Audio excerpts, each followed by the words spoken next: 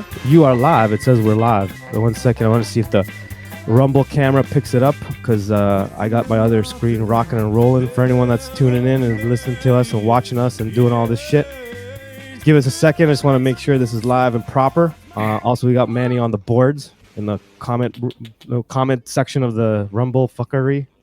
All right, we're live. It says we're live. Boom, we are live. All right, guys. This is a random. Who the hell knows what's gonna happen? We have a guest/friend conversation situation occurring. My friend Harry Grigoropoulos is the man you're staring at right now. If you're watching this live, that guy there. Say hi, Harry. Hey, everybody. How's everybody doing? Props to Manny and your team, and I guess Dave. Dave. Or no? Yeah. He's I think he's getting groceries. Actually, I think he's getting groceries. I haven't seen you and them for a few years, so I mean, I like to, if they're around, say hi to them too, for sure. Definitely. I think. Let me see if Manny's in the chat. Manny in the chat, Malaka? No, I don't know. I don't see him. Anyways, so today I wanted to do I've been doing like a lot of tests recently. We got a lot of new software, some new gear, so we're kind of doing some test runs, everybody. So one of the things I wanted to test out was trying out StreamYards. So far, I'm loving StreamYards. StreamYards is badass. They're not sponsoring the show, so I'm just honestly just giving my honest opinion. And one of the things I haven't tested yet was Collab Cam. So I thought, what better way to test the Collab Cam than have a good friend of mine, an old friend of mine from back in the day that knew me from grade 4? Grade 4. From a little kid, both of us. Yeah. Little kids, grade 4, yeah. Throwing each other down in the schoolyard. Yeah, I mean more like me getting thrown down. More like it. So yeah. So I thought it'd be a good idea to give this a test, and have a friend of mine jump on and have a random conversation and see how that goes. Because we both that's one thing I do miss is our random walk and talks. Harry and I do a lot of random walk and talks, and can't do that. Suppose we figured we'd do a digital walk and talk, no walking. Absolutely. I think some of those walk and talks we must have walked at times maybe 10, 15 kilometers easy. Right?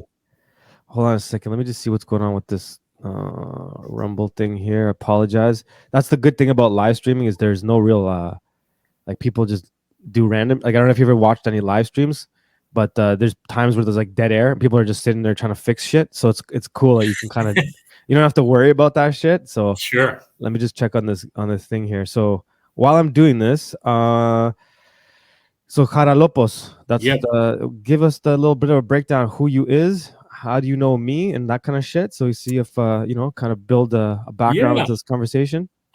So basically, born in Toronto from Canada, lived here my whole life, more or less, the whole 9 yards, and Greek background, and we met when we were really young at public school, like you said, grade 3 or 4. And I think I kind of almost remember the instance where you were in the schoolyard or something, and then we're picking on you or whatever, often, we're throwing each other. Sorry, just give me 1 second. I don't see it up. That's why I'm sorry to pause you, brother. Yeah, it's okay. I just want to make sure this is properly streaming. Like I said, it's a new thing. I don't see it. Sorry, dude. Give me 1 second. Let me go check with Manny. Yeah, go ahead. Why isn't it up? Give me 1 second. Oh, hold on. Never mind. All right. Manny tuned in. Okay, sorry about that. Carry on, because I just wanted to make sure everything was working. My apologies.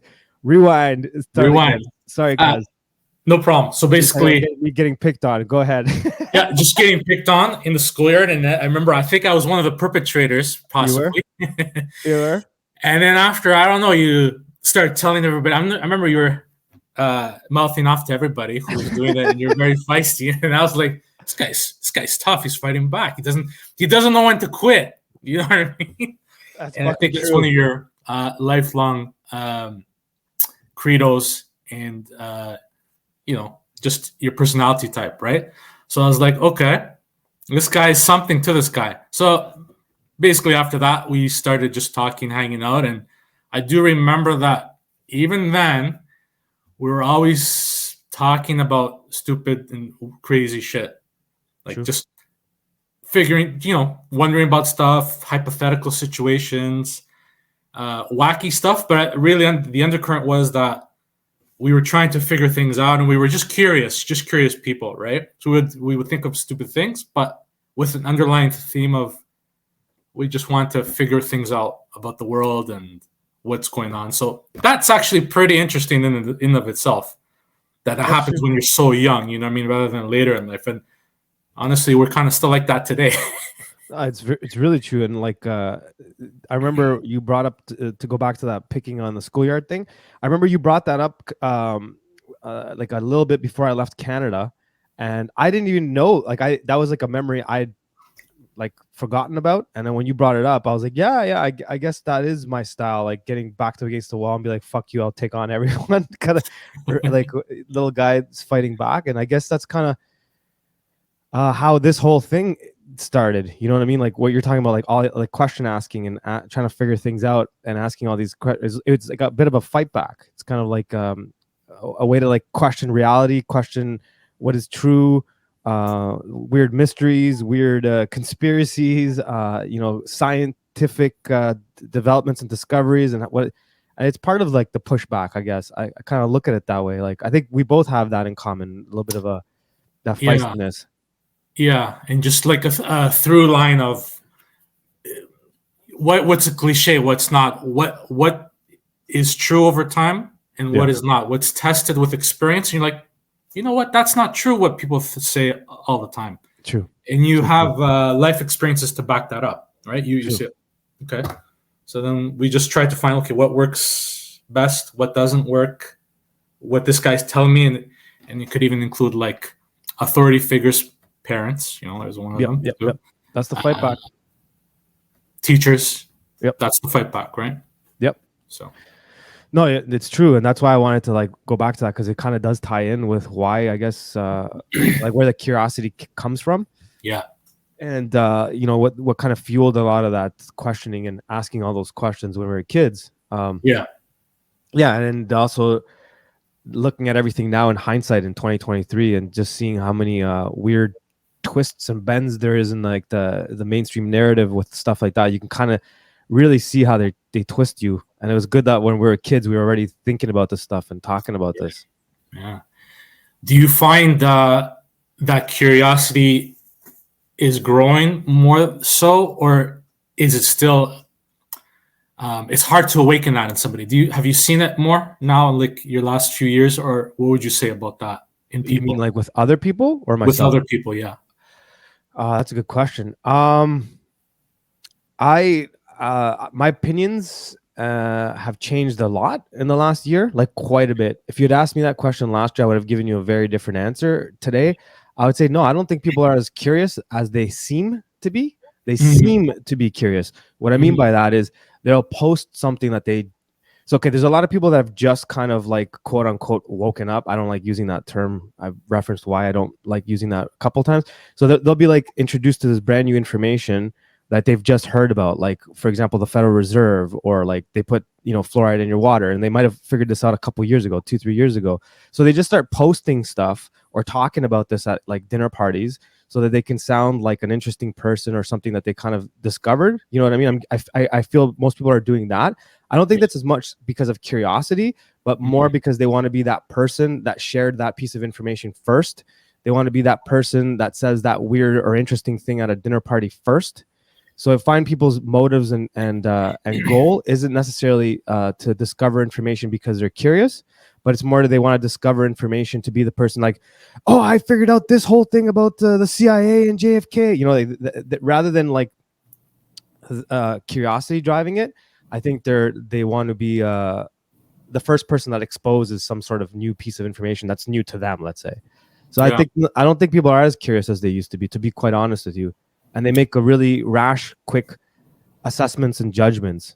And what I mean by that is like, I'm seeing that a lot this year, the most. So like, NASA footage. Clearly, a lot of NASA footage is questionable. at best it's like definitely fake, and then there's a lot of evidence that all this. So therefore, someone will jump to the conclusion, oh, NASA fake footage, Earth must be flat. You know what I mean? Like, there's no great, like, I don't know, is it, isn't it? I don't know. There's a lot of questions. We should continue asking these questions, but people will make these rash jumps. It's got to be this. It's got to be that. You know. So I'm finding like people are less curious and more driven by wanting to be the person that posts some piece of information first. They want to be that person. So a different type of virtue signaling. I'm finding that that's the virtue signaling of the awake people, whereas the virtue signaling of the woke person is victimization. The awake person's virtue signaling is like, look at this. I found this piece of information. Did you know this? You know, like weird shit like that. That's a good point. The way you made, that's interesting. Yeah, that was pretty good. I wonder, but why aren't they like that? Is there a suppression of curiosity? Is it, you think, more of a time thing? Like in someone's life, there's just so many pressures. Maybe they're artificially, your job stress, you got to follow these schemas, right, in life, that you don't have awareness or attention or time to put into that. Is it simply that, you think, where someone doesn't have the time and just the interest to put into it, or to figure something out, or is their attention hijacked? I mean, it is hijacked, but how much, right? Yeah, well, I'm looking for my pencil. Yeah, because you made a couple good points there. I think it's one of the reasons why I wanted you to talk to you and have you on was because we also have, hold on a second.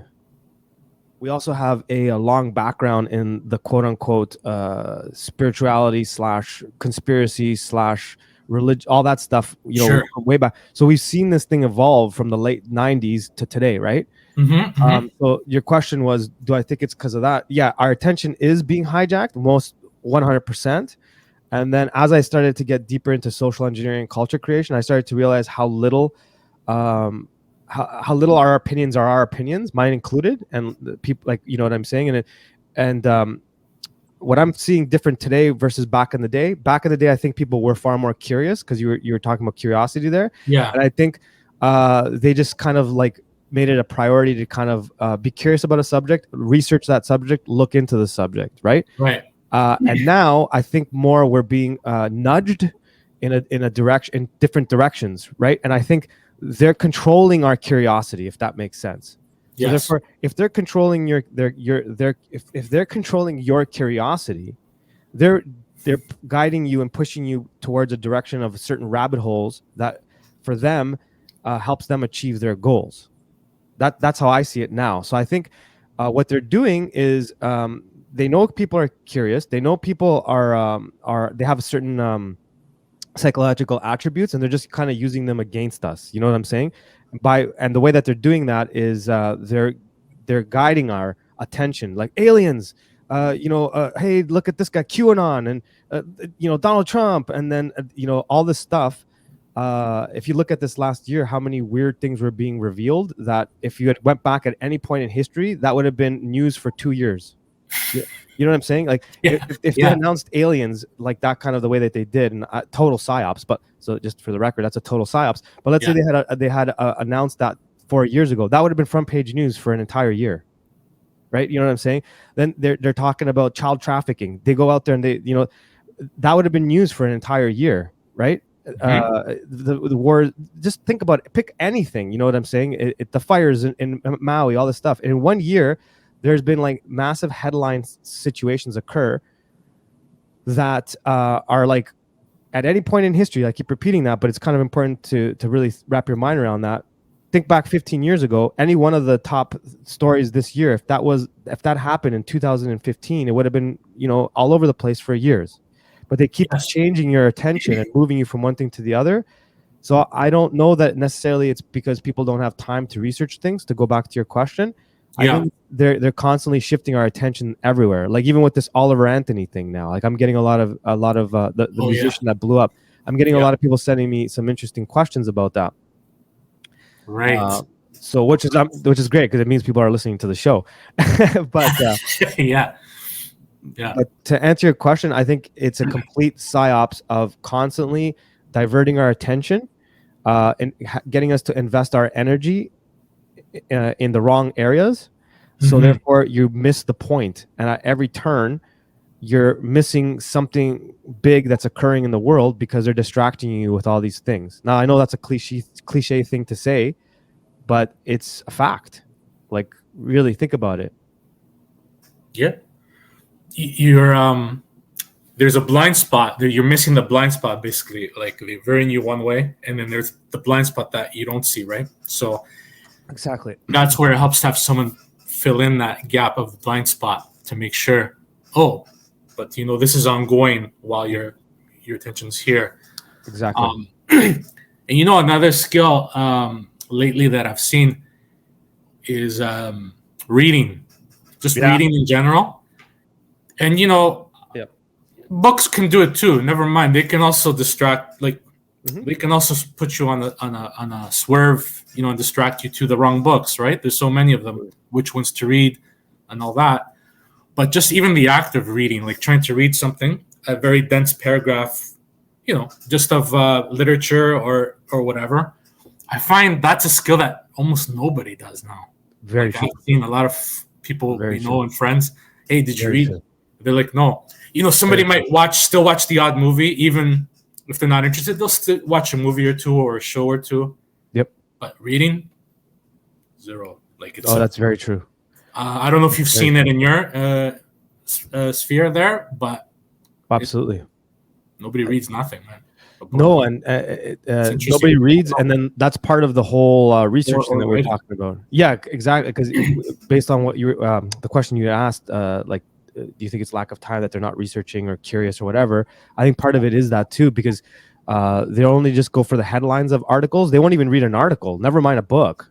You know what I mean? Like people will post an article or something. Yeah. And then you read the headline and you read the article. I'm like, did you read the article, man? Like, because that's not what it says, and stuff like that. Like even the fact checker articles are my favorite because they'll put like a headline that disproves something, but then you read the article and it's not even talking about the headline. So yeah, I don't think people even read articles, never mind books.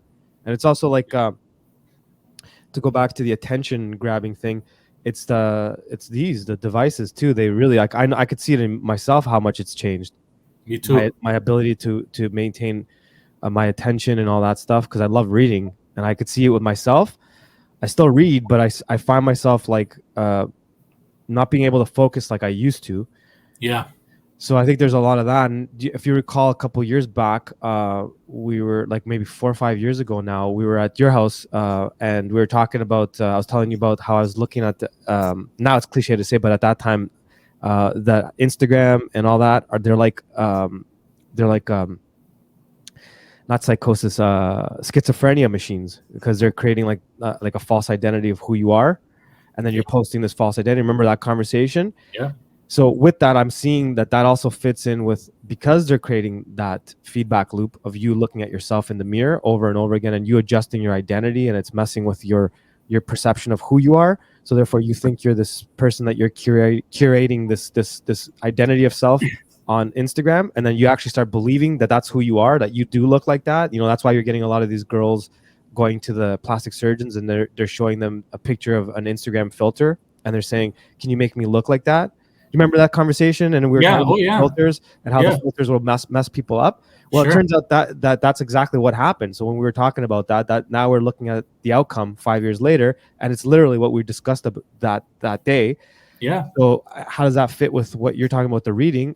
I see it's the same thing, that when you go to sit there and read, because you're constantly on your device, and because it's kind of sucked you into this like schizophrenia machine, as you're flipping through pages and like posts, you want to read that way. So you find yourself having like 3 or 4 books and you're just reading blurbs, like little blips of like a page here and a page there. You're not actually focused on it.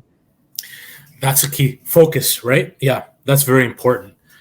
Because to focus means you're able to collect those thoughts into an argument and then make, a coherent response to somebody about something, right? But you need focus to do that. Absolutely. You need time, right? Unless you're experienced speaker like a Peterson or one of these guys, right? That's totally practice, right? Yep. So that's also lacking, and then you can see that someone who's not good at that, the emotion takes over. Yes. And they try to overpower. Yes. Or the way, you don't know what the fuck you're talking about. look at you, can't you see it? Look, it's written here, can't you see it? Yeah. Like, what's wrong with you? You're like, slow down. You don't have to tell them, relax. Okay, Yeah. I can see it. Like, but let's break down what you're reading and what you're thinking about, and then. Yep. So it's very interesting too. Yeah, that's a good point too, because there's a lot of that where, and it's also like that cognitive dissonance where people don't want to look into things anymore. And I think also people are tired. You know, we kind of left. I think people are. I know I am. I'm tired too. I'm tired of it, man. Like I'm where I'm at. The kind of like veer off in the same direction that we're going with this attention and all that stuff that we're talking about. Yeah. I'm at the point where there's so many things that have been in question over the last couple of years, even before the last 3 years of, you know, whatever happened there, the fucking shit show with COVID and all that. Yeah. Even before that, we were like, everyone was arguing about like identity and, you know, identity politics and all that kind of stuff, and wokeism. And then before that, it was called social justice and all that stuff. So there was always like this emphasis on having that conversation. But I'm finding that because it's been how many years of like arguing the obvious. So what I mean by that is like, give me a second here. Let me just formulate this the way I want. So basically it's the denial of what is. I'm tired of it. You know, like how many years are we going to have conversations about things that are obvious and we discuss them as if they're like brilliant subjects that are worthy of a debate? Like, what is a man? What is a woman? Really? Like, we're at the point where we need to make a movie. Like, what is a woman? Like, I mean, really, like, I like the documentary. It's not an attack on Matt Walsh. I'm just saying the very fact we need a documentary like that is in itself fucked up. Yeah. You know what I mean? Yeah. We're debating something that is like obvious. Right. You know what I'm saying? So I think people are tired of, I'm tired of having that conversation. Like, I'm tired of someone bringing up something that has been disproven already. That's easy. And you don't even need proof. You just need your eyes and just some simple logic. And you can easily figure out what's going on. Sure. I'm sick of having these long, drawn out 3-hour conversations with evidence and back and forth on stuff that's obvious. Yeah. Like, I look at a tree, it's a fucking tree. I don't, you know. So I think that because of that, people are tired. And then there's other people that are, sorry to keep rambling. There's people that are tired because some of them have been in that war for so many years. Like, I would say myself, like I could feel that. And then there's other people in the middle that are kind of new to the battle that want to have the battle that was already had like a couple of years ago. Do you know what I mean? Like, it's fucked up. It's tiring, man. It is, man. And where do you go with that? Like, that information after you, like, how far do you push wanting to know, wanting to feel like you've been victimized, or or with that information where you say like, yeah, the environment's this, you know, gender, environment, all kinds of things. Mm-hmm. And then you go home and you sit home alone with your friends, your family. What do you have to give them? Like, you're so drained, and then you're so distracted with something that you're not even, these people aren't even living life. They're not even living their life. That's the other big thing. It's true. They're distracted with so many things that the ultimate distraction is taking you away from living. Almost like that is the prison. That is the prison. I mean, that's it. Yep. If you're distracted so much that you're not even living, man, that's sad. It is. That's the ultimate disaster zone. Like, you know, you can't go for a hike. You want to go fishing. You want to take your children somewhere. You want to have a barbecue with your friends. Like, you want to enjoy their company, you know what I'm saying? Or like, just whatever, like, you know, enjoy someone's time. That to me is the ultimate sin. You know? I agree. You're 100% correct. And that's, I was talking to someone a week and a half ago. They were asking because I've stopped giving a lot of my opinions, to be honest. Even with like people in my like friend groups here, but definitely like, even online, like I do, but not the same way I used to. And it's because of that. Like, I'm starting to realize what they're trying to do. I mean, it's pretty obvious. They just want you in a like on a hamster wheel. So if you are like, you know what I mean? If you're digging into like a conspiracy, or if you're digging into something about identity, or if you're digging into like whatever, anything like that, aliens, any of the stuff that's been going on, what happened in Maui, this and that. They just want you to like dig, keep digging. And people think, oh, they don't want us to tell people the truth about the, like whatever. I don't want to pick a subject because people get all upset. But whatever, let's just pick like a conspiracy theory. And then all of a sudden they're like, see, I told you this wasn't the way it was. They want you to go out there and do that because it constantly gets other people in the fight, and they get on a different hamster wheel, whether they agree with you or disagree with you, and they just spend all their time looking into this, going down this rabbit hole, and exactly what you just said, and not spending any time with their families or building parallel societies or figuring a way out of the economic situation that's coming, or figuring a way out to like actually save your ass. So by the time that the prison gate closes, you're like, fuck, I wasted all my time down all these rabbit holes and like spinning on this wheel like a hamster, and I didn't do anything with my life. And I'm seeing a lot of that. And especially like here where I'm at. Yeah. Oh yeah. Because there's a bunch of people that think that they're like freedom fighters, whatever. I'm not saying that I am. I don't know. But like I just see a lot of people, wasting time and doing nothing and think that they're saving the world because they're a keyboard warrior. And they're not spending time with their family, like you said, or they're not, that's, I would say, not to go off on too much of a rant, but that I would say is like one of the biggest lessons I got coming here. Because like coming here to Mexico, you figure, oh, it's a big community of quote unquote freedom fighters, people that kind of get it. Yeah. You're going to agree on a lot of things. We agree on a few things, but overall we don't. Right. And then what I'm looking around here, I'm seeing is that people are like doing this weird infighting thing. It's really strange.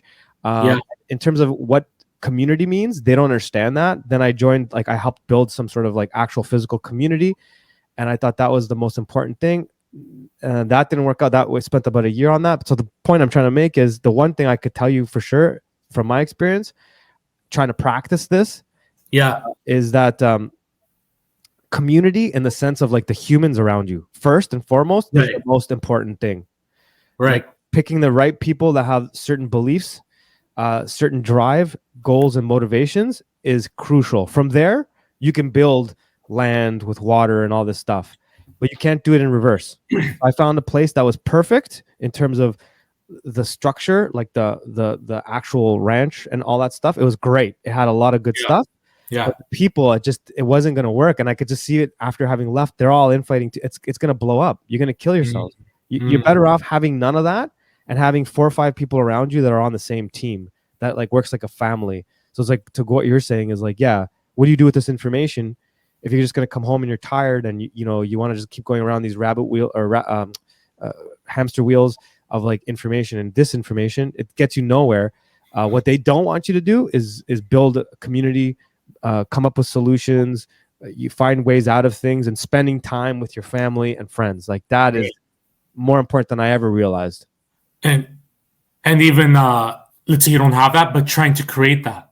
Exactly. Being in the process of, okay, say you don't have something like that, right? And I know a few people that don't, right? I always try to say, like, try to branch out. Like, that's the hardest thing. Try to create that sense of community. If maybe somebody doesn't have that immediate, maybe they don't have their family, parents, partner or something. So what do you do to try to create that? Because I think that's the most important thing. You're going to need a community of something, somebody around, right? Are you finding that hard there too? And by community, I don't just mean a bunch of people hanging out to have conversation, but like people that are planning. Like, let's say shit goes in the direction I think it's going. I don't think we have a lot of time for some people. Like, to be quite honest with you, like, are people prepared? I don't think so. No. And we're hearing people from Canada in particular, because here there's a lot of Canadians from different provinces, and I'm hearing their stories from their families and friends. And I think it sounds like in Canada, people are just ignoring. They don't want to talk about what's happened and what's happening, and they're not preparing and building communities. It doesn't sound like it from what I'm hearing from people. Yeah, I don't see it either from the little bit I see, but not to any big extent, right? Not to any great extent, that's for sure. And it could just be, here today, gone tomorrow. Like, it's as simply as that sometimes, right? Something came and it went, and it's out of your head. Yeah.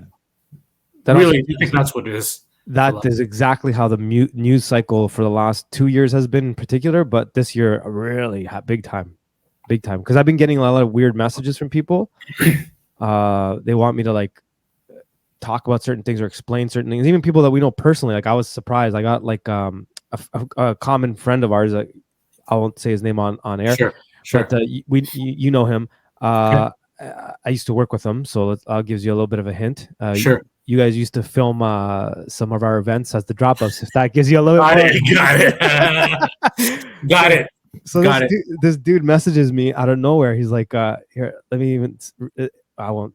Because Yes. but basically what he says is like, hey man, how you doing? I haven't like talked to him since 2021, and Yeah. he's like, a lot of weird stuff's going on. They just announced the aliens thing, and I was just thinking about all the conversations we used to have before COVID, and you used to talk about this and that, and a lot of those things are happening. I really hope what you predicted isn't coming true, but it seems like it is, because he's talking about what's happening now in the news cycle. I don't know how Sure. much of it in Canada you guys are getting, about how close they are to like reinstating certain restrictions and stuff. Yeah, I heard some rumors myself, but not through the media. Yeah, that's funny because in Canada they passed that censorship bill for the internet. So a lot of us are seeing here in Mexico from Canadian news feeds. If you type in certain things, it'll say it's blocked out in Canada. It like actually Oh, says it. Yeah. okay. So and I know in Canada you're not getting that, but from our end you are. Mano, you know what? If you get that, can you screenshot it and I send will, me how it looks from your end? Because for that's sure. important for people to know. It Because then is. I could show, because I can't access it that way. Yeah, I have it. Maybe that would So be I'll send next it to you. time you do a search, just screenshot it what it says denied, and I'd like to Yeah, show. I'll send it to you. People have sent it to me all the time. Sure. Well, like I'm noticing that a lot of Canadians, in particular, don't know a lot of stuff that's happening. Like some of the fires in Canada, they don't know the full scope of it. They don't know a lot about the restrictions. They don't know about some things that have to do with that subject. I'm trying to avoid going too far into some of those. I mean, I don't have a problem doing it, but that's a little bit tiresome too. Always Yeah. talking about that thing. It's important, but it's a bit tiring too. Yeah. No, of course. So Have you spoken to some? I remember the last podcast talking about the band Drop Ups. yeah. Did you speak to anyone lately from the band? Oh, interesting. I So yeah, Yeah, only because I'm there on Bendas West more yeah, often, and I just thought of like, can we say names or no sure. on here? Yeah, okay. I remember JP lives on Dundas, so went to his house a couple times. Yeah, yeah. I thought I would bump into him or somebody, like, because I'm there a little bit more often now. I'm like, I wonder how that guy's doing, just out of curiosity. So I think he anyway, moved. he doesn't live there anymore. Yeah, as far as I know. Yeah. So we're releasing. Well, I guess I'm releasing a new drop up song, which I kind of sent out a bit for pre-sales for news, Yes. which in itself is a story on its own. Yeah. Which is one of the reasons I'm releasing it. Yeah. No, I don't really talk to them. I think I've gotten a bunch of questions that I'm going to be responding to, like in an interview sort of thing. Will be coming out soon, and some of the questions are about the drop ups and what's up with that. So Okay. yeah, I'll be talking more in detail about that.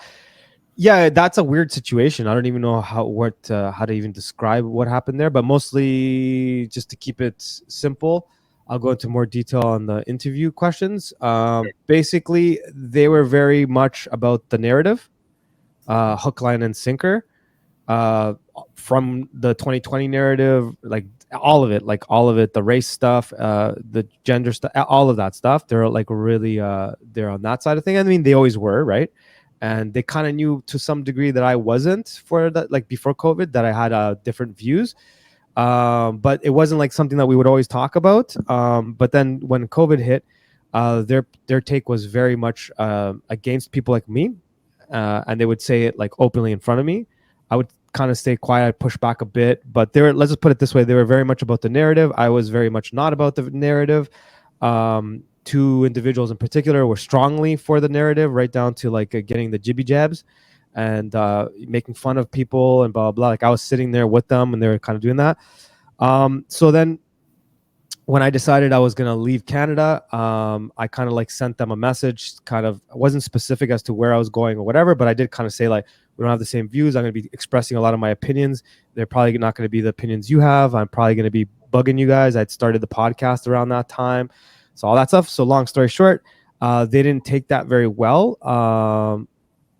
There was no argument or fight. Their response was strange because it almost seemed like they didn't understand what I was saying. Like they took it like in a different perspective. So I kind of just left it at that. And I just told them that I was releasing this song, and if they wanted to be a part of it, they chose not to. So I just released it as Mano and the Drop Ups. It was kind of answered your question. I think I went off a little bit more about but it kind of fits to answer your question. Do I talk with them? Not really. Not really. Do you play any gigs, any venues where you are now? Have you looked into that scene a little bit or anything? Just curious what you think of it, what you found, what you think of it. A lot has changed in my life in the year and a half. I keep repeating that. Yeah. I make a video about that because a lot of people have been asking. Last year I played the festival. I'm playing the same one again this year. It's called Mariposa Freedom Festival. It's sponsored by Anarcho Poco. So I put a band together with a couple of guys here locally, and we played that. We played a couple other gigs, little ones around in the area that we are here. The music scene here is interesting and strange. To answer your question, am I playing? No, but I'm starting to again.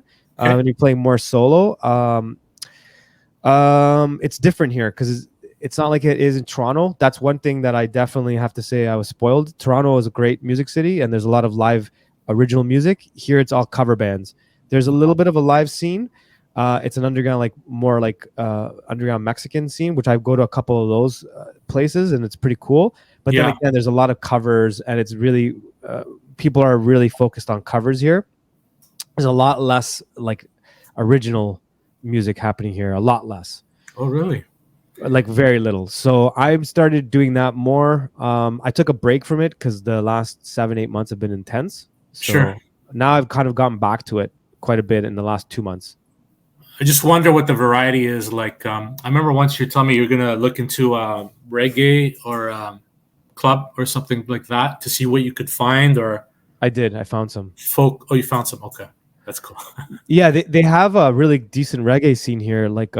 It's very much like the Latin American style reggae thing, which is my favorite. So there is about that. So I've gone to a couple of those places, and they're pretty cool. But again, even those places, they'll have DJ nights or a band that mostly plays cover songs, and every once in a while they might throw in an original here and there. And that's kind of the scene, how it is here. It's just how it is. I think that's most places outside of music cities. So I think I was spoiled with the environment in Toronto, and I have to say I do miss that. But I'm looking at it from here. I'm looking at places I used to play or people I used to know. It's changed. I don't think I would fit in very well with the music scene in Toronto at this point, especially with my views. So, yeah, I actually was thinking to go back to the drum because they're open and anything just to see what it's like now. I don't know if they're doing the same thing or not, but they are. Just curious to see. They are, and from a music standpoint.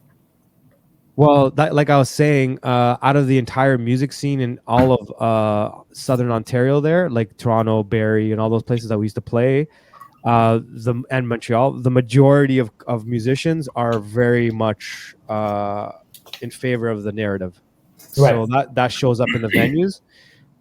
So Drome, for example, they've gotten very transy. They've gotten very much liberal and all that stuff. And that's cool. That's how the music scene was. I think when 2020 hit, it really emphasized, a lot of us were in the middle. We didn't want to get too involved or whatever. You didn't want to fight with people, but you would express your opinion. But you could still have friends that disagreed with you. Like you mentioned the band.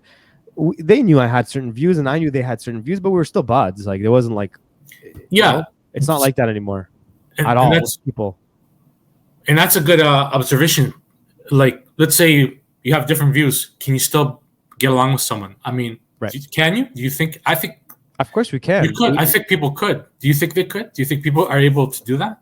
I think 100% they are able. Go ahead. And still have a core set of respect and everything, but you just don't see things the same way. I think it's possible.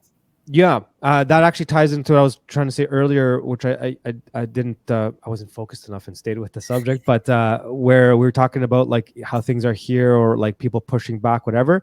Yeah. I think because people are trained so much to kind of be the first one to argue back. Everyone's been trained to argue. Like Yeah. everybody, I see fights everywhere in every community, and I'll come right back to that in a second. I'm gonna write that down, fights, because that's a big one. Do I think they're able to? 100%, because we've done that for years. Like I remember back Yeah. in the 80s and 90s, around the dinner table, family conversations. One parent was conservative, the other one was voted for the liberal, another NDP. One person was like pro this and pro that, and then they would have conversations at the dinner table. They might disagree on history and whatever, or religion, whatever, but it was never an argument. It was a conversation, and always at the end, people shook hands and walked away. I don't see that anymore. I think we've been trained and socially engineered through certain specific tactics of the virtue signaling that I was referring to earlier. Whether it's woke virtue signaling or awake virtue signaling, it's still virtue signaling. And they're both. I find that a lot, and I talked about that in my speech that I gave last year at that Acapulco festival thing. Yeah. It's like they got the woke and the awake, but they're both kind of the same sort of. They have the same principles. They just on opposing views. And when I've met a lot of awake people here who say the same shit that the woke people say, but on from a different perspective, right? Yeah. Like so. Can people disagree and get along?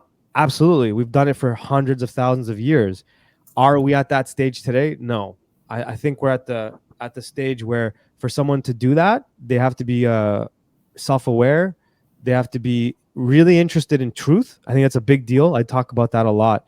I don't think people are interested in truth. They're just interested in their turn to speak, or look at this amazing point I made, or look at this amazing article I found, or look at this rabbit hole. They're more interested in getting those brownie points because of how social media is designed, as well as like the little comment boxes on social media has trained people that your opinion matters. And to be quite honest, no, not everyone's opinion matters. Like, I don't really care how that sounds. If you don't know what you're talking about on a subject, your opinion matters a lot less than someone that does. You know what I mean? And like, it's my opinion that, I don't know, the sky is purple, but it's not. And it could be your opinion. I don't care. Your opinion is wrong. And everyone has to accept, like, well, it's just your opinion. So by someone saying it's my opinion, they think somehow that means like that somehow disagreeing with that opinion is like a sort of violence. Like you're violating their right to have an opinion. And you're like, no, you can have an opinion that's incorrect. Like the man-woman argument, this trans thing, you can have the opinion you're whatever, and that's your opinion, but that doesn't mean you're correct. And I think that fits into the way we've been socially engineered. And then if you apply that to a conversation and someone disagrees with you, that's when you have people fighting, and they won't be able to have a relationship with someone that has a different opinion than they do. Like we're engineered in that direction, I think. I think so too. Yeah. So you see it everywhere. Yeah, absolutely. It's almost like you have to preface the conversation a little bit ahead of time, so everyone's on the same page with what you're gonna say, and you have to like outline what your definitions are, your meanings. Okay, this is what I mean when I say freedom. For me means blah, blah, blah, blah. Very true. Very true. Thinking for me means getting along means this, and then we define the terms, and now we're ready to go to talk. Not even go.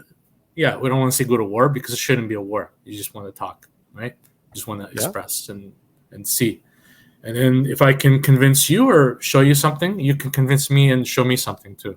I'll get something from you. You get something from me, maybe. That's the best way, I think, in a conversation. You offer, you get a little bit back to it, and you fine tune what you think. Absolutely. About life. Yeah, that's the art of conversation. Was never about agreeing. It was always about having a conversation. Yeah. And I think that's kind of gone. It's kind of dead. But I could see it coming back, and I think there's different waves and different points in history where we've been where we are right now, and we'll go back to a time where things are a little bit more open. I just don't know what the next couple of years are going to look like, because there's some interesting things occurring geopolitically that are difficult to ignore. Yeah, I see it coming back too. I just think it needs to have more proponents of it. Yeah, and people have to have more patience about certain things too. Yeah, I mean, I think people are also like given this false belief system that having a debate is a debate should be a fight or an argument. I'm seeing that a lot. Like, and even within circles of areas that people should agree with, where it wasn't like that before. Like back in the old days when we'd have like message boards or whatever, and you're challenging a certain belief. There was always a conversation and there was always a discord. Where, but now I'm seeing everybody's so prone to fighting that I even like seeing fights within. So, for example, the last little while, I've been really interested in revisiting my Greek Orthodox roots and understanding what that's all about, and learning and relearning and all that stuff. And within that community, there's so many people fighting. You know what I mean? Like, and it's everywhere. I see it everywhere. I see it with woke people; they're all fighting amongst each other. Then I see the awake people; they're all fighting amongst each other. I see it here. So like you have like the different camps. Like you have like the people that are more like, we can solve this problem by who we vote for, and then they'll be like, vote Trump, Biden, RFK, and then there's people like, dude, voting doesn't matter. Like that's what I believe. And then there's like this little group where they're like, and so everybody's at each other, fighting. Oh yeah. And I see that everywhere. Even now with the, I think you know what I'm talking about when I say Oliver Anthony, the guy that. Yes. So even with that, within that subject, because I'm getting a lot of messages about that now. There's already fighting going on there, and if you read the Tavistock Institute, the psychologists that designed a lot of these techniques, they're very clear about the divide and conquer, power of divide and conquer, and the technique. And it even sounds cliche to say it, and there's a power in that, how they make certain things cliche, right? Yeah. And that was like part of my talk last year at that thing, which I'm going to do a follow up this year about that. Wisdom hidden in cliche, wisdom hidden in plain sight. And they'll take things and they'll make it a cliche. So earlier you just mentioned about defining terms like freedom. Since when is freedom a bad word? I never remember when we were kids, if you said freedom, you could be left, right, whatever. As long as you weren't a communist, you loved the word freedom.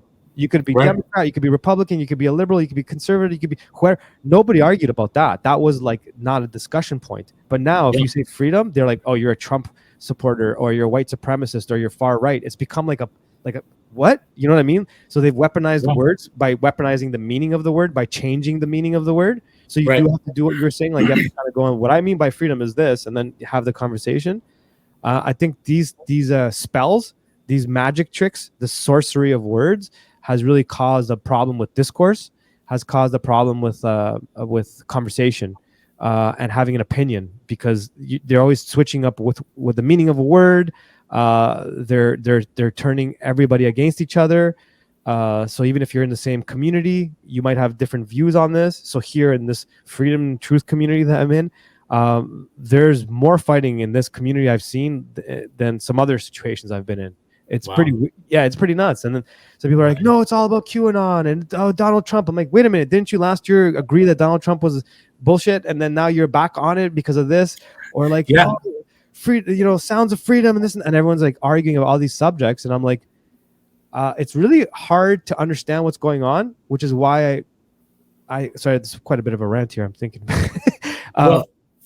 Sorry. Yeah, go finish your point. Well, that's what I'm saying. I think that's why it's important, the understanding of social engineering and culture creation, because if you don't understand how they're doing this, you don't understand if you're participating in the scam, which is why I've backed off of on certain positions, and I'm trying to figure it out on my own. But I could see people are being manipulated into certain boxes and holes. You know what I'm saying? With the QAnon example, or Sounds of Freedom, or Oliver Anthony, or aliens, or like all of these things. If you look at them as a whole, Anyways, I'll stop right there. No, it's funny with Sounds of Freedom, right? Yeah, I saw the movie. I went to go see the movie. Yeah, with Nick, a friend of ours, Nick. Yeah. We went together, and we liked it. I thought it was pretty riveting, and I went because I was to support the main message. You know what I mean? Mm-hmm. That's all, pretty much. Like to go with that. Do you see something else different in what that means? That movie or the release? Is there anything that you see fishy about that? Yeah. Okay. Well. Okay, here's Jim Caviezel and the Borderland security agent, Tim Ballard. Tim Ballard. Mm-hmm. So I heard him talk, and so I'm like, it was crazy what he was talking about, and stuff that me and you probably already knew anyway from before, right? But to hear somebody on his like give that expose of that, I was like, okay. Yeah, that's fucked up, obviously, right? What he's talking about. So I'm like, okay, I'll support something like that or whatnot. But so yeah. Anyway, what do you think of that movie or how it was presented? Is it a good thing? Okay. Well, I was trying to. I knew something like this would come up because even with the Oliver Anthony thing, there's. I think. Okay, so because I'm getting a lot of messages about that, and one of the things that people are asking me are saying, "Oh, do you think he's a shill? Do you think this and that?" Oh yeah, okay. And they're like, "This is fishy," and there are fishy things. That's why, like earlier when I brought up the NASA thing, like we know a lot of that NASA footage is fake, but to conclude automatically it must be this because it's fake. I don't know what's going on with that. Yeah. I just know that this is fake. I don't know what the answer is, right? Right. So in terms of going back to your question, I see a lot of these examples in different subjects. Okay, whether it's in the financial world, whether it's Sounds of Freedom, whether it's what's going on with Oliver Anthony, the Trump thing, all that stuff. I see. So to best answer this question, I look at it like this. So the Trump thing, when it all started happening, whatever, there's a lot of things first of all, to be clear, I don't support any political party or any of that shit, and it's all bullshit. Me too, you know that. Yeah, totally. Yeah. And I think that there's some massive fishy things about him and that entire movement, and like if he was the real deal, he should have done this, and this. I don't want to get into too much. Yeah, exactly. But you know what I'm talking about, even like the Operation Warp Speed, all that stuff. But he's a good guy. You know what I mean? We forget these things, right? Yeah. Now, in terms of Sounds of Freedom, first of all, I think it's important to acknowledge that this is brought up a very important subject for people to discuss. That does need to be talked about. That does need to be accepted as a fact. That this does occur. That this is happening. The child trafficking and all that stuff, right? Same thing with the Epstein thing. Like we always forget our history here because so many things happen at once. Mm-hmm. It's very important to acknowledge that does happen. So I heard a lot of people on the left saying, because Oliver Anthony makes reference to Epstein, which also relates to Sounds of Freedom because of the child trafficking thing, and then you hear these leftists they alleged what? The guy was in jail. He died in jail. Alleged what? Ghislaine Maxwell went through the court system. There's no alleged. That happened. That occurred. That situation is real. There's no alleged. You know what I'm saying? Yeah. So in terms of Sounds of Freedom, that situation is occurring. Okay. Yes. If there's a psyops behind it, okay, and I don't want to go too far into it because I do have an opinion, but I don't want to express too much of it because I'm not looking for that kind of conversation down the road. So I know that could like light up a fire, getting deeper into what I think. Sure. So number one, the positive thing about a movie like that is that people are having that conversation. People are acknowledging that there is something to the whole child trafficking thing. And not to connect it back to Trump, they're making it a Trump issue, just like what I said about freedom. They villainize the word freedom and they make it about a Trump supporting white supremacist thing. They vilified the word. They made the word a weapon. They weaponized the word freedom. They're doing the same thing here with this entire thing with child trafficking. They're saying it's a Pizzagate thing. This is a QAnon thing. It's a conspiracy thing. Fuck QAnon. Fuck Trump. Fuck that shit. But trafficking is occurring. Now, if someone's going to shine light on that, whether I agree with what they have to say or not, I agree with the fact that they are shining a light on that. So let's make that clear. So if it's Trump, if it's Joe Bob, it's whomever the fuck is saying, hey man, there's this child traffic thing occurring, we should be paying attention to it. That's a win. Have the conversation is a win. But to get stuck in the debate that makes it a left and right issue, then we lose. Then you weaponize this subject and therefore they win. Now, is there a psyops to this thing? There is something there. I'm not gonna lie. There is something there. If you look at the background of a lot of the individuals behind in this, there's something to there. I don't know what it is though. So let me make it clear. I just know that there's enough information for me to question that requires me to dig deeper. I don't think it's something I want to invest a lot of time digging into, so I don't. Sure. But I've seen enough to go, there's something questionable here. So to answer your question, yeah, there's something questionable here. But I'm seeing this everywhere. Like the alien thing, So I had a friend of ours send me something about what the fuck is, I forgot that guy's name. We used to oh my god, from back in the day we used to watch his on the Bob Lazar. So the whole Bob Lazar thing, dude, there's questionable things about Bob Lazar. Like you have to ask yourself, oh yeah, but that's the thing. That's what bugs me is like when people are bringing up all these like, well, what about Anthony? What is the other? I'm like, dude, do you have any idea what you're talking about on these other subjects that you stood ground on? There's a lot of questionable things about Trump. Go look at the Abraham Accord coin. On that coin, you'll see questionable shit. There's a lot of questionable things about Bob Lazar. A lot. Is that a deception there? I think it is. Okay. There's questionable things about Joe Rogan. There's questionable things about Jordan Peterson. Why does Jordan Peterson want to get rid of anonymity online? Doesn't that fit exactly with the World Economic Forum's agenda, that they want to take away anonymity and give you a validating, an ID to get online? Of course, this man's supporting it. He also took the vaccine. Do I dislike Jordan Peterson? No. Am I saying he's human and he might have made a mistake? Yeah, maybe. Is he working for? I don't know. Is he being nudged in that way? I don't know. Do they have something on him? Like do they have something on Joe Rogan to keep him from like really speaking the truth? I don't know. Do they have footage of him doing something funky? Maybe. But there's good there too. A lot of people that got into Jordan Peterson or Joe Rogan ended up going further and further and asking better questions and developing themselves as men. That's a good thing. That is. I agree. But don't stop short is my point. Sorry. Don't stop short. Okay, that's good. That's only going to get you to a certain level. You have to ask more questions and keep going. So like I branched into the Orthodox thing. A lot of the ortho bros, I don't know if I'm considered an ortho bro yet, but I'm sure that they're going to. So a lot of the people in the Orthodox community online, the American Orthodox community online, because there's been a massive amount of converts, massive. And a lot of them got there through some interesting avenues. One particular avenue was the whole Jordan Peterson, what is it called? The dark web, that forgot the acronym for it. The internet dark web. I forgot it was Jordan Peterson. Brett Weinstein. Rogan, the Weinstein brothers. Yeah. Christina Summerhoff, Douglas Murray. Yes. Dave, all that entire group there. Ruben. A lot of the people got into those things like in 2016 and 17, whatever. It got them thinking about certain things about the world, and then it led them, because they wanted to keep making changes, and they realized that was just like a starting point, and they kept going, and they ended up in the ortho world.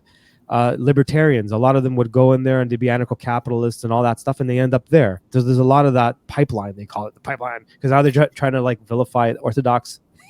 I can't believe it's the world I live in. They're trying to vilify the Orthodox community now, and like, we're white supremacists and all this shit. It's really weird. The point I'm trying to make is like, it's important when we're questioning these things and looking into them to understand that there are psyops, there are things there. We are being nudged, trying to understand where we're being nudged, but at the same time, don't throw the baby out with the bathwater, is what I'm trying to say. So if it's bringing light to things like child trafficking, that's a conversation, that's great. But if we're going to make it a QAnon thing, it actually serves their purpose. Right. And we're kind of doing the opposite. Now that also takes being like selective with what you hear and being like almost like a professional, getting the positive out of something, acknowledging if there's a negative too, but getting the good out of something and knowing, okay, well, this guy has this points that are maybe a negative, but he made a net positive here or whatever overall that we can expand on, and like, but don't miss the forest for the trees, right? Yes. Look at what the good is there, and try to build on that, because that's the question.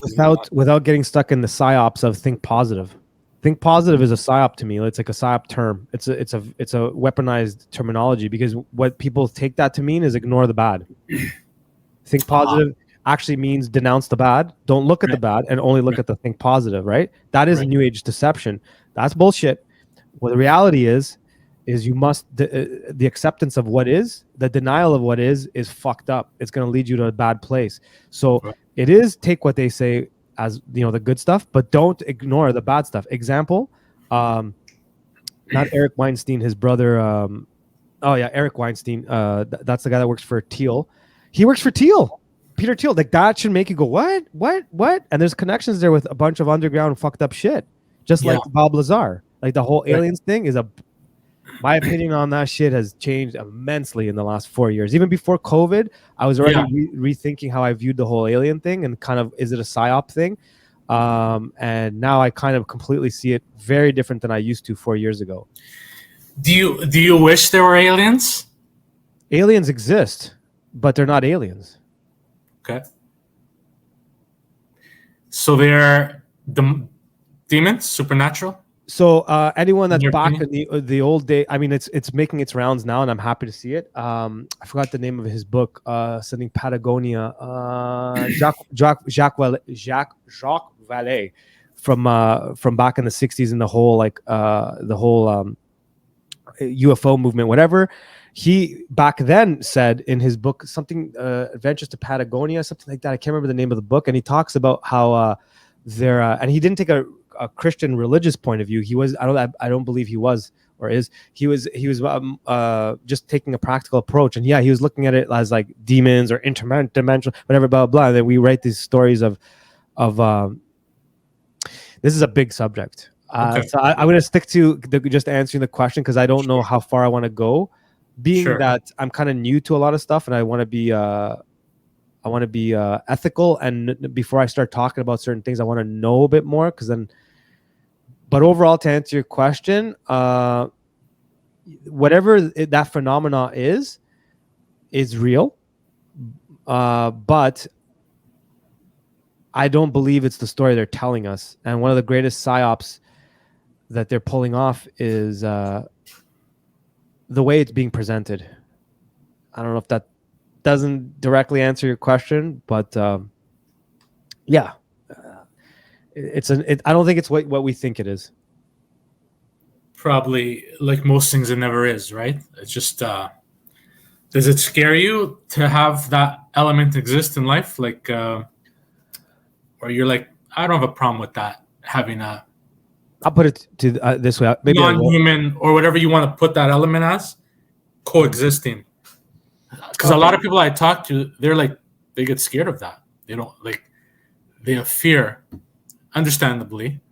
I don't see it as doesn't scare me. But then again, my mind's used to like these fantasy elements. Like, I'm kind of like, Well, first of all, just because I don't want to jump away from that, the one thing about this whole them talking about the aliens, like, officially, whatever, the most important part of that happening is not the part anybody's focusing on. And the most important thing about them saying that aliens exist isn't whether they do or they don't, is the very fact for how many years have they been saying that whatever this phenomena is doesn't exist. And then all of a sudden they're saying, well, okay, well, it does. We'll finally admit it. That's the biggest deal of it all, is for how many years have they did whatever the phenomenon is. Sorry, go ahead. So the timing. Not just the timing, the fact that for so many years they've been saying that there's nothing to the story, that this is a fantasy and an illusion in your head. You're a conspiracy theorist.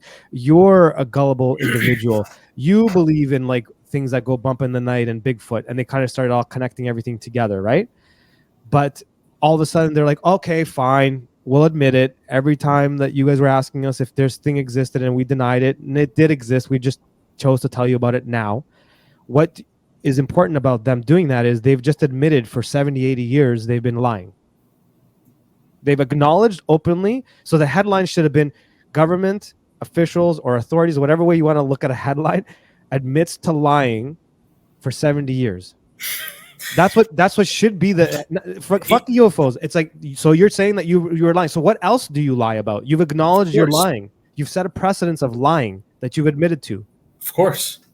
So to me, that's the most important thing about them talking about aliens. I see. So I just wanted to make sure that was, like, I said that, because that's always bothered me that not enough people are commenting on that. That's the most important part. Because if they lied about that, then theoretically you've just opened up a Pandora's box of everything else is a lie.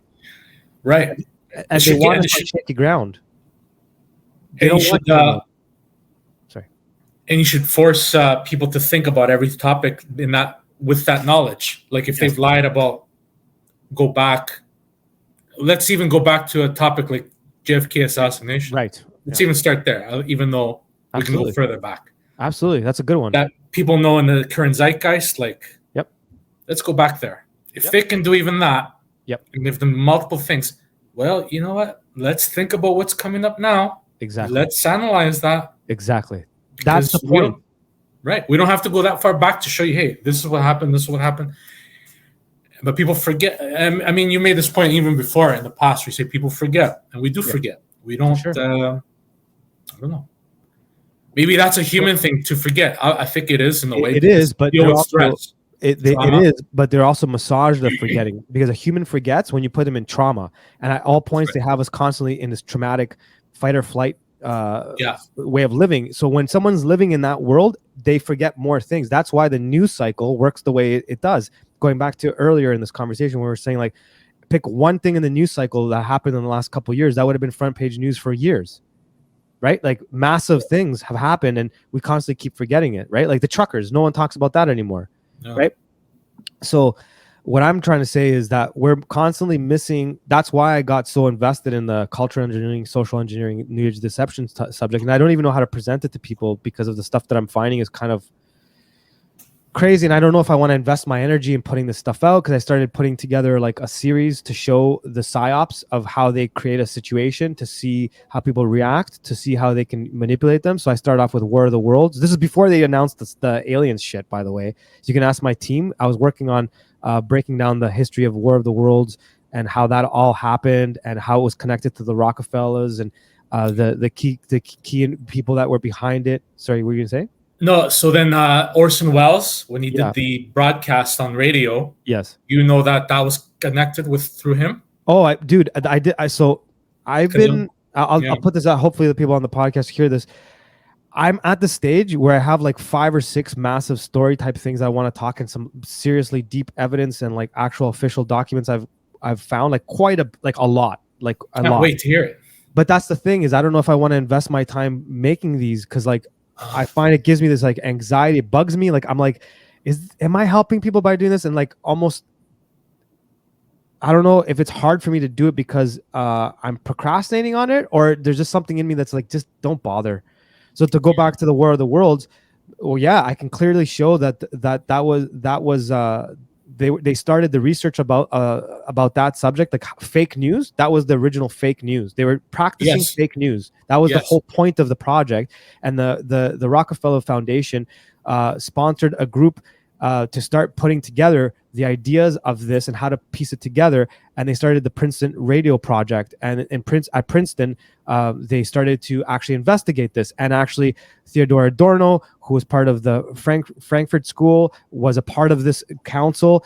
And then 2-3 members of Tavistock Institute were also a part of this. So like this organization was loaded lock, stock, and barrel with like people that are very questionable, that we know for a fact are out there to manipulate us. And Theodore Adorno, for those who don't know, was very clear about this saying. I mean, I don't have the quote with me now, but I'm going to be talking about it on the next episode, where he talks about music's intention. Modern music's intention is to drive people crazy.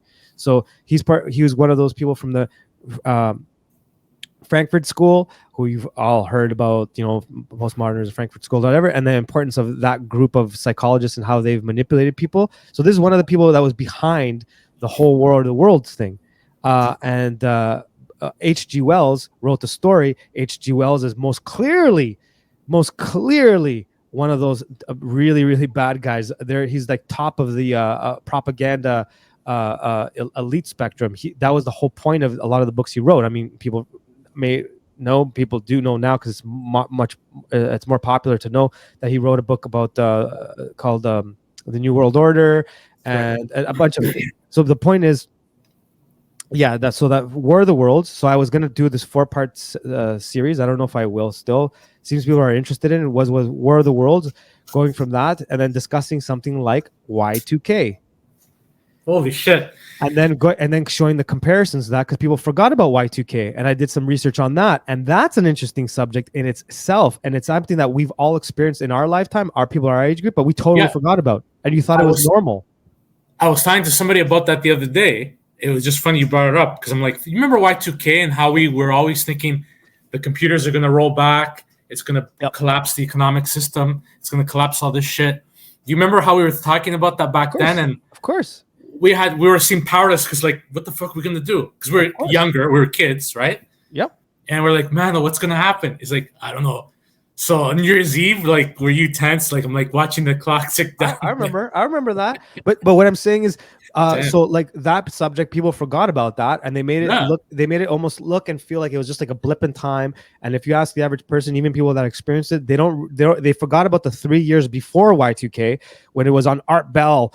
And everyone was talking about it coast to coast and alternative radio and all those guys and like Jeff Renz. Remember the Renz.com? Yes, Renz. Yeah. There's all these people like, oh yeah, the conspiracy, and then Alex Jones, oh they're going to do, and he went off on all that too. And then people forgot that they really inflated that subject.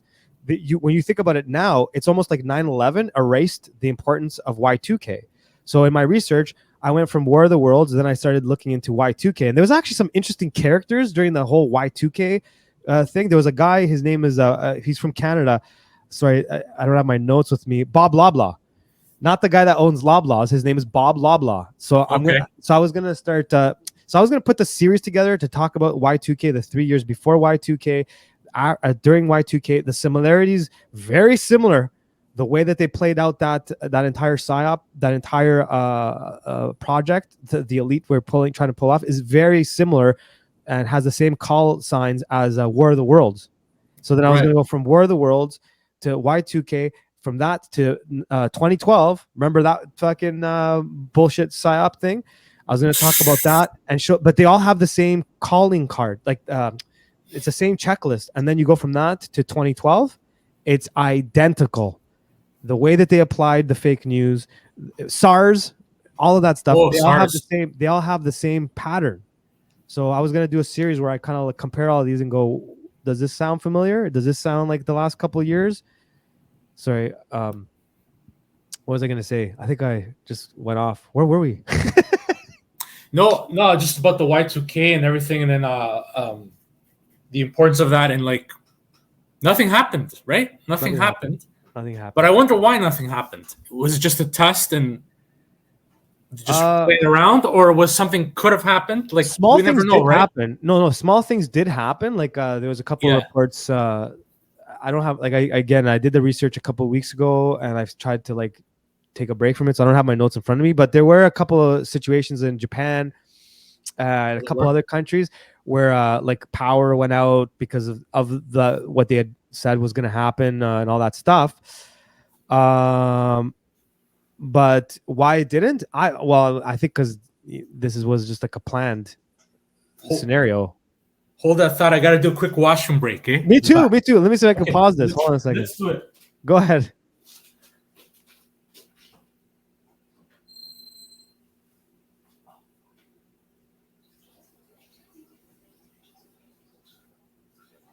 All right, we're going on a washroom break. Be back.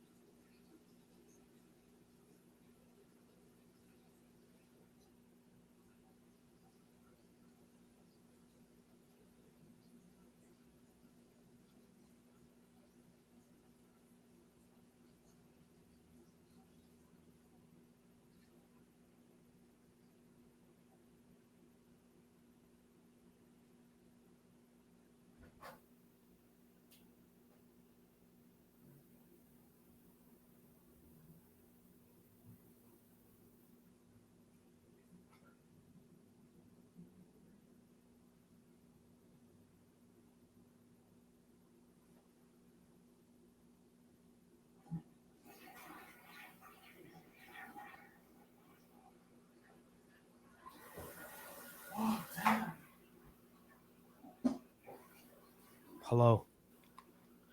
All right, while we're waiting for Cara Lopez to come back, let's do some of this. Yeah. Can you hear that? You know. Oh, can you hear that? I hear that. Let me hear you play now. Bombo clap. Oh yeah. Shit, buddy. Caturifica, man. Oh, Me too, man. Hold on a second. that was funny because I had to do the same thing, and I'm like, can I pause on this shit? And I didn't think about putting the music on while we were gone. Normally, at this point in time, me and you would have found a fucking tree somewhere in the bushes and say, "Hey, I'm going." Most definitely. Because we're sitting down, that's the difference, right? Yeah, that's true. And We're also, sitting like down, too. moving makes it easier. It does, yeah. When you're saying about the Tavistock and the research there, Yeah. did you find a lot on McGill University? Oh yeah. And yeah. Dr. Cameron. Yeah. Oh yeah. Big time. Yeah. Big time. And McGill University, and also Dirty. yeah. Dannemora. Does that ring a bell? Dannemora in New York, this correctional. Yes, hospital? so that was a very common thing. I didn't find that in the Tavistock. I mean, no, it is mentioned in Tavistock book. I believe Daniel Eslin's book on Tavistock references it. But there was also, I was gonna post it. I had taken, so I did a lot of work that I haven't put out there. Some of the stuff I just mentioned, and one of the thing was I was taking old footage of TV shows or talks, cleaning them up, and then I was gonna post them. Yeah, like some old speeches of people, and one of them was going to be forgot the show. It's a Canadian show, something, and they did a whole special on all of this at McGill University. I forgot what it's called. I was going to post it. I don't know. You think I should? And it was all about this. I think so. Because why? Because I think that's a background that not many people know about, and it's right under our noses the whole time. Like, well, it depends on who, because there's different groups, right? There's like the groups that the ones you're referring to, they're not really in the know, but then people that have kind of got into conspiracy the last couple of years for real, they know. And then people that are old school, to them it's just like very well known. So that's why I was like, I don't know, but I was thinking about cleaning them up, putting them out, just for those people that may not know, that want to see it, or some people that want some reminders. Because honestly, watching the footage is crazy. So like, remember the one I did on Timothy Leary and the CIA thing. Yeah. So it's stock footage like that. Oh, that's good. That's so good stuff. Well, I don't know. Maybe I will. Even for let's say the average viewer who wants to look and see, oh, you know what, universities are capable of this thing. Oh yeah. And, like, we just pay our tuition. We go. We try to there to learn, but there's a dark undercurrent of something that's been going on. Absolutely. And I didn't know this shit till like recently, you know what I mean? Like, well, one that people don't realize that's right in front of their face is Ghostbusters. The very first Ghostbusters, when they have Peter Bankman and all that, and they're in that like thing, and they're in the university and they're doing that ESP experiments with the cards. Remember all that stuff? And they're talking to them.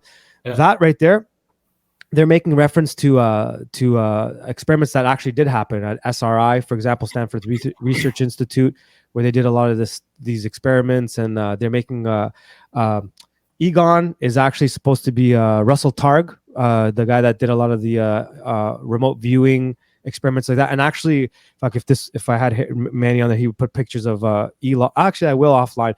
If you take what's his name, Egon, and then you see Russell Targ, they look the same. So that's what that character is. So when they make reference in Ghostbusters, they're actually referencing those universities that did these experiments. Oh, another one was Fringe. Remember the TV show Fringe? Yeah. Oh yeah, great show. So all of that is, I wouldn't call it predictive programming, because but it was talking about real shit. Like the first 2 seasons, it's been a long time since I watched it. The first 2 seasons are straight up from all these experiments, Yale, Stanford Research Institute, and all that stuff. And they all had connections with the Rand Corporation, which is like the Tavistock in the US is like a mixture of like SRI, Stanford Research Institute, and the Rand Corporation. And they're the ones that kind of put and all that stuff. And they kind of worked together. So a lot of that stuff that you see in movies is based on real research that they did. All those sensory deprivation tanks, that movie when we were kids, I forgot what it's called now. And the whole thing was, anyways. Or even X-Files. Remember, we're talking about X-Files in the past? Yeah. X-Files in the past, for sure. So all that stuff. Sorry, I should say that last night I haven't had a drink in a while. Yesterday I had quite a few, and then my head's not as clear as it normally is. So that's why I'm like having a hard time recalling stuff. That's okay, man. It's okay. It happens all the time. I mean, later on, I guess you can put them in the notes or something, like for people. We can. Yeah, well, I was gonna say it anyways. You want to. Not because it's like on air right now. I was like thinking, I wanted to do a series where I just have random conversations with people, so we can keep doing these things and maybe pick one of these subjects and break it down a bit more on another thing. was going to get a question for you now. So this, Oh shit! I think I'm thinking the new Oppenheimer moment for society. Mm-hmm. I think it's AI. What do you think about that? Do you think that's society's Oppenheimer moment, or no? Yeah, AI is a very important subject. It's like a lot of the things we talked about. There's It's a big subject. extreme conspiracies about it. There's like people that don't give a shit about it, and there's like truth in the middle. I think AI is like a gun. You could use it to feed your family, or you could use it to kill people. We could use technology to better humanity and mankind, and AI could be one of those tools that we Right. use that way.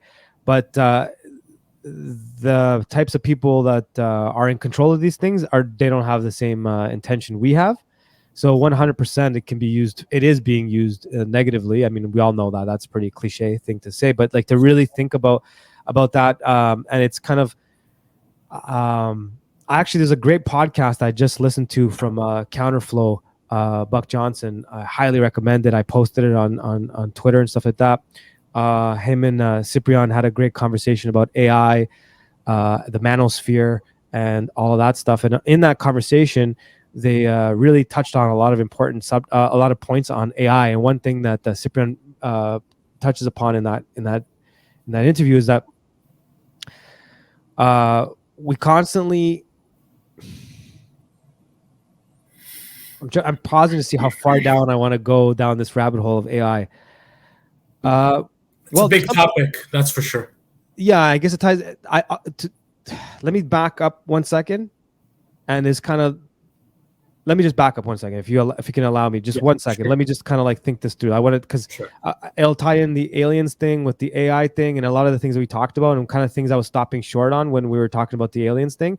Sure. I personally think it's very important for humans right now to really think about two things: the who they are. I talk about that a lot. Who are you? Who were you before you were born? Who will you be after you die?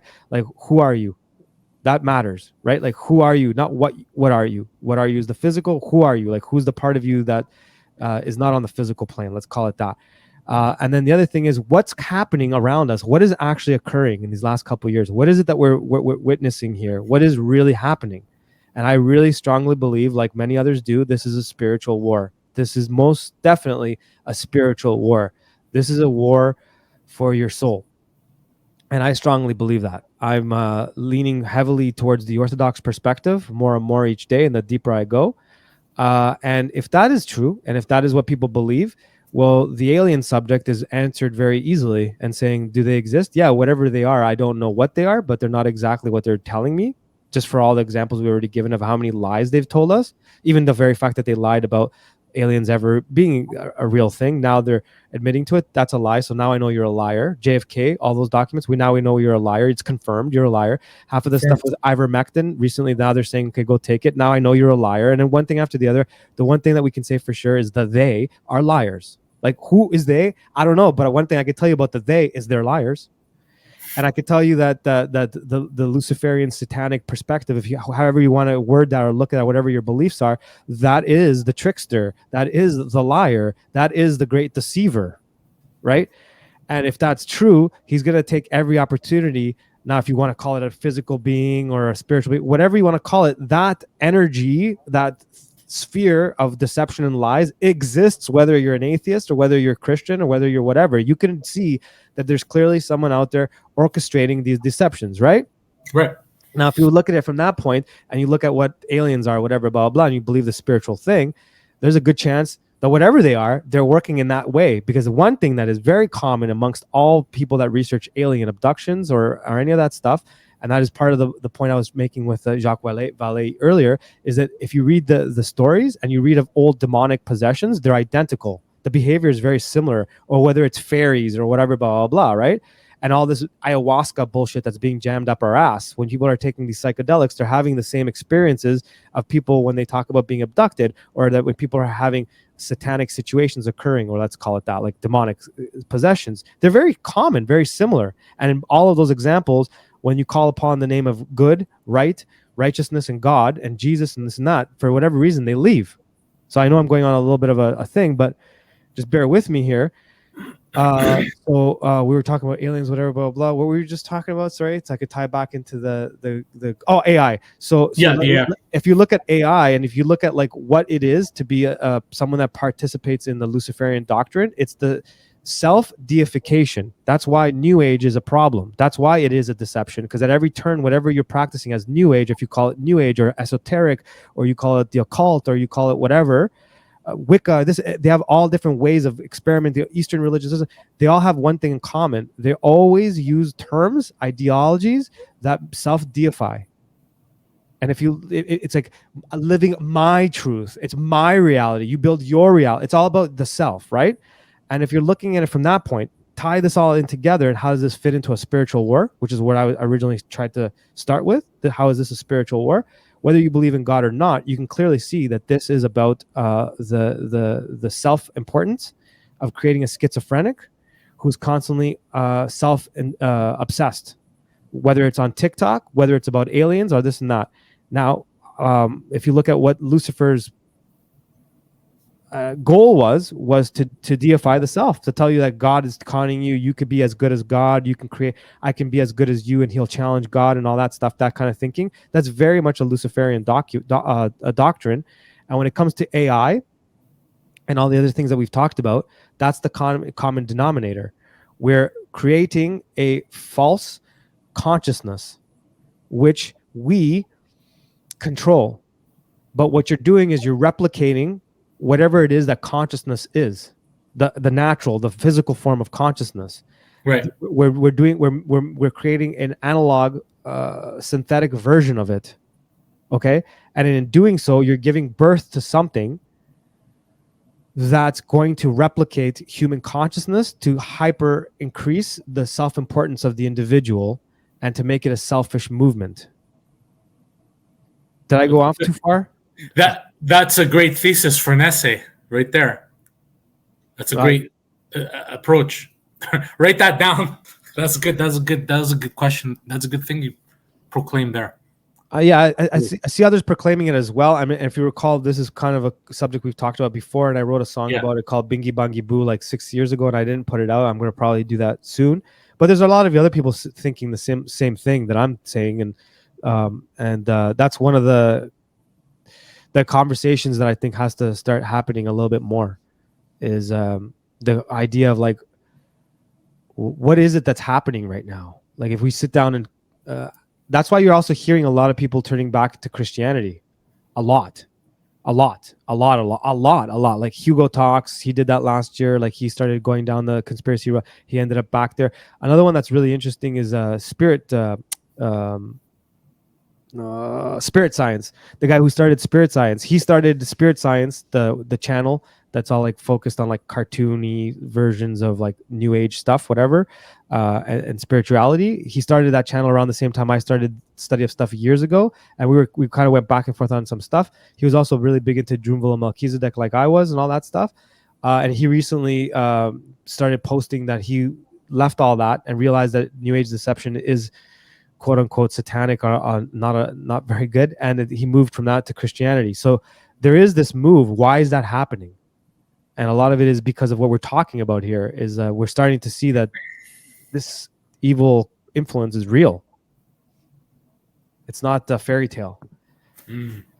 So to me, I think that a lot of this stuff, like for anyone that's kind of paying attention and stuck around, I didn't fully unpack how I view this stuff, and just kind of like giving like little seeds. I don't know how much I want to be putting out about this kind of stuff down the road. I don't know. I'm kind of stuck in a middle place. So maybe this conversation will help. I'm not really sure what to put out there anymore. Right. Like I don't know what people need to hear, or I don't want to replicate other people's podcasts, but yeah, sorry, I went off a tangent again. No, it's okay. It's just a common thing that I've been seeing about the whole thing with AI. AI this, AI that, and I could see it being a very big problem, like a tremendous impact, depending on how it's taken. I just don't see it being taken the way me and you think it should be taken, where it's helping people out, and Neuralink is a starting example. But let's say even art, commerce, language, and a good AI will hack the operating system of what's the best operating system for humanity? language. You hack the language. Mhm. You Have you pretty used much it, wipe AI? out. I tried using some Chat GPT. Mhm. I wasn't too impressed with it. I've been using it recently as a work tool. Did it help you out with that? It goes back to the gun. It goes back to social media. If you use social media responsibly, you can make a career out of it. You can help people, all that stuff. Like if you learn how to, but it sucks you in very quickly. You know what I mean? Like That's true. I That's noticed true. it with me too, right? Yeah. So with the AI thing, I think it's like that. Like I've used it to write emails or like clean Form a- things. Yeah. Yeah, or like Skeleton of something. yeah, like or like find the best tags for like a YouTube channel and that kind of stuff. So there's like I could see that wow, this is a big one. No, that's fine. Like, AI. like if it ties into, let's say you say, okay, find me jobs with my skill set in 10-kilometer radius Yeah. of the city, and Yeah. it starts. I'm like, okay, that's fine. Or like, find me the cheapest prices for tomatoes right now, or like something along that line where it's collecting live information that you can use, right? That's That's what I mean. helpful. That's when it's used well, but it can easily Right. go astray, and also people Well, it are will not go really. astray. It will, and then that was one of the points I wanted to make reference back when I said the episode of Counterflow with Cyprian, and I kind of forgot about it. One of the cool thing, one of the important things he mentions in there, and like it was like a simple thing, but it's a big thing, is thinking about the fact that we're looking at AI from the vantage point of where we are today. So we're looking at how to use it. We're looking at how to use it with the way we use technology currently, but if you go back in time and compare other forms of technology with what we thought it was going to be and what it became, you'll notice you weren't able to predict how it was going to go. For example, he used the example of the iPhone and why a podcast is called a podcast, because you used to download the podcast onto your iPod, and hence it's why it was called a podcast, right? And it would take forever to download. I remember those days too, to download your analog onto your iPod so you can listen to it, right? Right. It was hard for you to go forward and project your consciousness forward and go, okay, what is it going to look like in 15 years? Where all of a sudden we have these phones where you can be anywhere. You watch your phone more than you do your TV and all that stuff. It's not easy to exactly project your consciousness forward to go, I could see where this is going to go, right? So right now we're using AI like we use Google, really. Like a lot of people are using it that way. Yeah. But you're not really taking into account what you really can do with AI. If you start combining a bunch of technology together, all of a sudden you've created a false idol. Like if you take AI, which is what already happened, and you connect it with all the information that's out there on Google and all the database of information that they have, let alone the information we can see. There's a lot of information that they have that we can't see, right? That's how the internet works. Then you take that, you couple it up with satellite systems around the globe. All of a sudden that information is connected. Then you connect it with the body, and all of a sudden we know fully. Now they've even admitted, I put out an article about how they're talking about how they can change genes using electromagnetic currents and all that stuff. And we've already known that in the conspiracy world, but now they're admitting it in like microchips and nanobot technology and all that stuff. You start to link all that up, and all of a sudden you have a totally different beast, right? It's not just the AI on its own. It's AI hooked up to this brain of information, and then it's hooked up to us.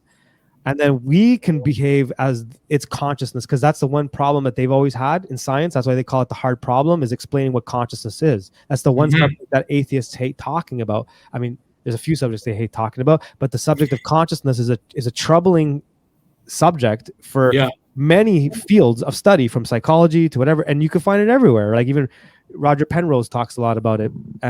So the point is, they can't really replicate consciousness, and this is the point of that song that I wrote. I should put that out. Bingy Bongy Boo. The whole problem with consciousness is they can't make something self-reflect. To ask itself why it asks why, and they just think that the more data that they give it, the more potential it has to have this consciousness. So they've associated consciousness with data collection, right? Which is false. But I think they know that. They don't. They're just telling us otherwise. So what I'm getting at is that AI on its own, used in a particular way, is not a big deal. But then you hook up AI with Neuralink, and you hook up AI with the nanobot technology. You hook AI up with all the satellites and all this stuff. You've created a whole different beast here, and it doesn't just function. It functions on its own. It could if you took humans. Yeah, absolutely could. And I think it's too. I think they've already taken the barriers off. It's too late. I think they've connected it to that level, or at least they're open to doing it. Absolutely. So I don't think we're even safe from that anymore. Like we could have been, but now it can even code itself. It can code beans. The AI can code itself into future selves just alone. Like it creates, that's like its kid, a future AI. It does it on its own. It's true. And over time, I'm thinking that's where it's gonna just think for itself, think for you what you think it's best. That's it. Like it won't have conscience, but it'll know your patterns. It'll know your patterns better than you know your patterns, and it will give you the illusion that it's thinking for you. Right. You know, and that's what we're being primed for, which is why earlier I was talking about the word magic, about changing the meanings of words of freedom, or like so many words have changed. The word racist has changed, or the word vaccine has changed, and all these, they just keep changing the definition. If you look at the words as part of the software, how you program software, our software, and then how we communicate with words. If you change the meaning of the words, you change the software internally. It's like word viruses. So you apply that to how AI works and all that stuff. Now you've changed the way we kind of perceive everything, and it's this complete simulacrum of and how easy is it to do that? As you know, the lab is set, the stage is set perfectly. Absolutely. Social media to hack that. Absolutely. And it might not work as well on maybe guys like us, perhaps. Mm-hmm. It'll work a little bit. We have to be wary. But anyone else in a different strata, different generation, they're done. Well, even look how COVID changed our cell phone usage. Like I walked into 2020 with a very healthy relationship with my phone and social media and how I used it. I mean, it's not very, like, I see a lot of people have really like fucking wow, they use it in a completely different way. But I've noticed it myself because, you know, everyone got locked down, or when everybody was bored and everybody was on their gadgets and this and that, blah, blah, blah. And how many people have the self-awareness to compare that? And you could see that how AI would fit into the same sort of way. Like you start using it a little bit as a Google search, and all of a sudden you're using it all the time, and it takes on a life of its own, and you don't even realize it. By the time you're done doing your TikTok dance, you forget that you're completely absorbed and been staring at the screen for 5 hours. But how do you stare at the screen? Look at the symbolism. Head down. Yeah. Head down. So what is head down also? Like a little bitch. Right. Yeah. Right? Yeah. Head down. Like everyone I see, when they're on their phone, they're always walking head down. So now I try to stare like this. But it might be weird for somebody like to see me like, what's he filming me? I'm like, no. I just don't want my fucking neck to hurt. That's true. And I don't want my posture to be like this hunchback. Like, you know what I mean? It's true. But they think I'm recording of something like, well, keep your head up, man. And look, you know, but everyone's head down, head down, head down. So you're defenseless, head down. You can't see anything coming at you, right? Yep. I see people crossing the street, head down. And I'm driving, trying to turn. I'm like, buddy, hurry up. Like, you know, it's a very... the physicality of it too is very interesting. That's a good point. Very good point. Very good point. Too, right? So the symbolism of that in itself is pretty. Yeah, like everyone's just head down. So you keep your head up. Everyone's down. You're like, just grab this guy's wallet here. I'll just grab this guy's sandwich. He won't notice me. Like, you know what I mean? You're just grabbing stuff, and everyone's, you know, fucking robbed. They're just done. So it's an interesting symbolic metaphor in general. 1 second, let's pause. We're gonna kind of start wrapping it up real quick. I just wanted to, I don't see anyone around there, so if there's anyone has any questions, throw something in the chat group. I wonder if anyone's in there. I mean, there's a bunch of people watching, but see if anyone throws in a comment in there or something like that. Not because I'm trying to promote that. I'm just interested to see if anyone had any questions. Yeah, that's cool. I can't see that on my end. But what I was gonna say though is, because I do kind of want to wrap it up. Sure. So we could also talk offline too. But what was I gonna say? Yeah, man. So if there's any final things you want to say or mention, or any questions or jokes or whatever, throw it down now. No, but I mean, if for songs, I was just thinking the songs that you're putting songs on your podcast there. Mhm. So I found one that maybe you haven't listened to in a long time, Oh, what is but it? it's let me just put it here, Wu-Tang Clan, Seventh Chamber Part 2. Okay, shit. Yeah. I don't know if you heard that one in a long time or not, but Let's see. that bass line is fucking crazy. Let's bring it up It's now. incredible. So anyway, that's a recommendation for you. Hold on. Let me just put it right now. Wu-Tang Clan. What? Well, fuck. Why is my phone acting like this? I'm gonna play it right now. Seventh Chamber Part 2.